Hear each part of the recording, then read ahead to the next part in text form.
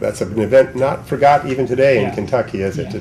I've understood, though I haven't run the numbers myself, that something approaching half of the U.S. casualties in the war were from Kentucky. Is that true? That point is made by the great Kentucky historian who was writing history till he was 100 years old in an article called, I think it's Kentucky and the War of 1812.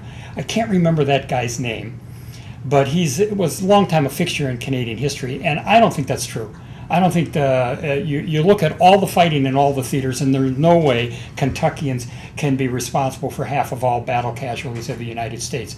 They may have a disproportionate number, maybe the largest number proportion of their population, or maybe even the largest raw number, but it can't be half the battle casualties. That just isn't true. And he's a good scholar. I don't know where he got that, but I don't think it's true. Well, I've been curious about that, and as I said, I've never run the numbers. On the face of it, it seems a little questionable. Yeah. What sort of oral history came up through the Native Americans? Do they have a memory of this? What are they saying today?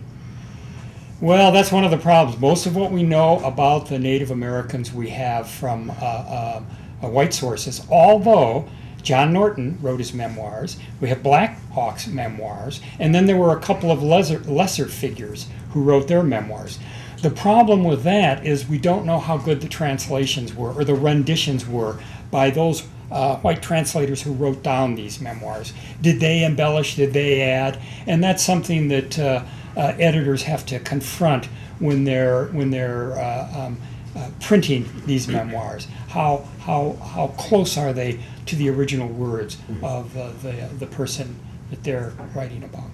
One of my goals in writing my book was to try to give the Indians their due without, I hope, falling into the modern vice of romanticizing them. But my one predecessor in writing about Illinois in the War of 1812 is Frank Stevens, someone I'm sure you know, a great historian of the Black Hawk War, whose work is marred by the fact that he just hated Indians.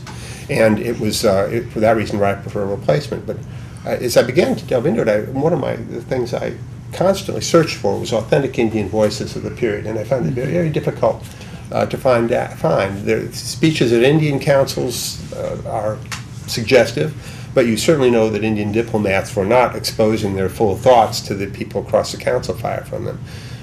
There are some reminiscences. Black Hawk's autobiography is one that I relied on, though it is difficult to tell exactly how reliable it is. I think more in the first edition than in the second edition, which Black Hawk begins to talk like an Oxford graduate. But the and Lyman Draper was in the 1840s and 50s interviewed a number of Indians who remembered this period, and some of them may have some value. That's also certainly among his white interlocutors. Some of them were obviously having some fun at Draper's expense. One I was delighted to come up with, though I'm not sure, what was the work of Simon Pokagon, who in the 1890s wrote a work whose father had been involved at the Fort Dearborn Massacre, though Pokagon, Simon himself had not been born, and it purports to give us an Indian viewpoint on the Fort Dearborn Massacre. It'd be much more interesting, except that he'd read a number of published histories of the massacre, and it's very difficult to separate out what he'd read in Wa Bun, the famous but unreliable account of the massacre, and what he'd really been told by his father and uncles. So those are the kinds of problems you have in trying to find an authentic Indian voice. Dan, there's a Canadian scholar named Carl Benn who has written a book on the Iroquois in the War of 1812, and there is a great chapter called The Indian Way of War, which I think does a pretty good job of analyzing how they wage war. But anyway, he's coming out with a new edition of the memoirs of both Black Hawk and John Norton, and I'll be very interested to see what he has to say, because I think he has a very keen appreciation for trying to get at the original meaning of these documents. So I'm looking forward to those. Do you know who's publishing? Yeah, the Black Hawk memoir will be with two others in a volume that's going to be in the series that I edit for Johns Hopkins. Oh, very nice. And I think that'll probably appear next year. Okay. Now, I'm a traditionalist, I'm a historian, and I'm a traditionalist. And so on July 4th, I usually try to find a Brit to kick out of the country. So, what about how much animosity remained after this war and continued on? How long did it continue on, and what areas did it continue on longest? Well, that depends on where you are. As I indicated earlier, it persisted the longest in the Chesapeake. And there were parts of the Chesapeake, you look at the census of 1810 and 1820, they lost population. They chose not to rebuild after depredations. They, headed out of the county. In other places, like in Detroit, on the Detroit River frontier, they heard of peace in March, and they had a grand reunification ball that month. Invited people from both sides of the border.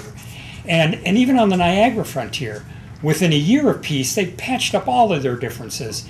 And they were trading again and intermarrying and socializing. So I think they were pretty quickly ready to let bygones be bygones there, too. But by contrast, the Indians, at least certainly in the Northwest Territory, were really never forgiven. Yes. And especially in Illinois, where is it ultimately, in the whole 55,000 square miles of Illinois, room couldn't be found for 10,000 Indians.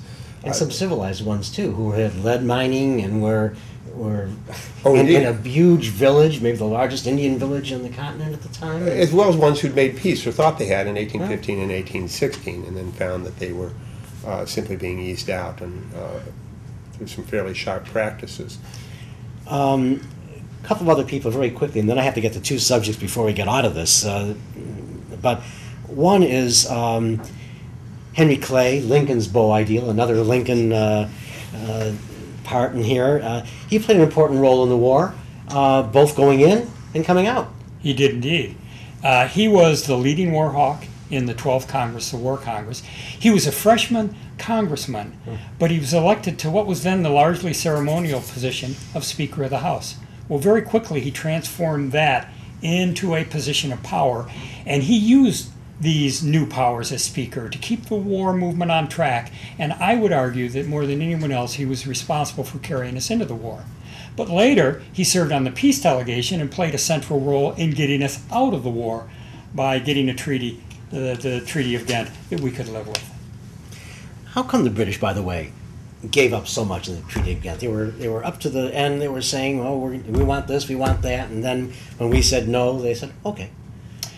Well, one of the remarkable stories of the period 1814 and 1815 is how moderate the British leaders were in dealing with enemies on both sides of the Atlantic. And what they did was they gave both sides, the United States and France, treaties they could live with, and that, as a result, led to about 100 years of peace. There was no general war, at least in Europe, for the next 100 years until World War I. So I give British leadership high marks for not being vindictive and for realizing that they'll have a lasting peace if they give the other side a peace it can live with. Where were they after World War I? Well, that's another Anyway, issue. that's another question. I was rhetorical. I'd ask, to what extent, as have always understood it, the British negotiators at Ghent were basically non-entities. The first string was in Vienna. But they had across the table from them three of the greatest of American statesmen, John Quincy Adams, Albert Gallatin, and Henry Clay. And I've often wondered what effect, in your opinion, the difference in firepower, if you will, intellectual firepower, might have had on the outcome. Oh, probably not a critical difference. The Americans did have an advantage, and when the British delegates made a couple of mistakes, misrepresented their government early in the negotiations, they were thereafter kept on a very tight leash. And one of them complains that the American delegates were hoaxing them on how they couldn't decide, whether to have dinner today without asking the home government. But ultimately, the issues were what determined the settlement. And the British decided, look, we've preserved our maritime rights, we've preserved Canada, that's good enough for us. And I think they also realized that an expansive America, as long as it didn't direct its expansion north, did not interfere with Great Britain's two great post-war foreign policy objectives. And that was maintaining a balance of power in Europe and keeping the sea lanes open to British trade. An assertive, powerful, expansive America, as long as it was looking west or south, did not interfere with those foreign policy objectives. But there was a dark side to the Treaty of Ghent as well, which was the abandonment of the Indians. And this was not a new thing in British-Indian relations, obviously. They brought the Indians into the Revolution and then dumped them without a thought in 1783. They'd encouraged them to a war in the 1790s and their famous incident where the British commander closed the doors of Fort Miami in the face of the Indians fleeing from the Battle of Fallen Timbers. But one of the promises that they had made to the Indians was one of their war aims would be the creation of an Indian buffer state north of the Ohio River, between the Ohio and Canada, where U.S. land cessions would be forever barred. And this was really, the Indians, who were well aware that they'd been hoodwinked a couple times in the past, this was a powerful inducement to them. Then when the war came, at least in Illinois, the Indians who in a sense signed up to fight for the Great Father, the King, were led off to theaters in the East where they had really little interest. And this was, though the British negotiators had raised this, it was one of the first things that they threw overboard, and the Americans obviously refused to accept this for a moment. It would have turned over basically Indiana, Illinois, much of Ohio to the Indians. But the British, interestingly enough, the British officers in the field were outraged. And it's interesting to read their correspondence, because one of them predicted that within 50 years there wouldn't be an Indian between the Mississippi and the Rocky Mountains. He was wrong about that, but he was right about Illinois. And they saw this as a betrayal and a personal honor. They had to obey as soldiers. But they had been on the front line making these promises to the Indians, and the degree of anger that seeps through the letters of the British officers in the Northwest is palpable.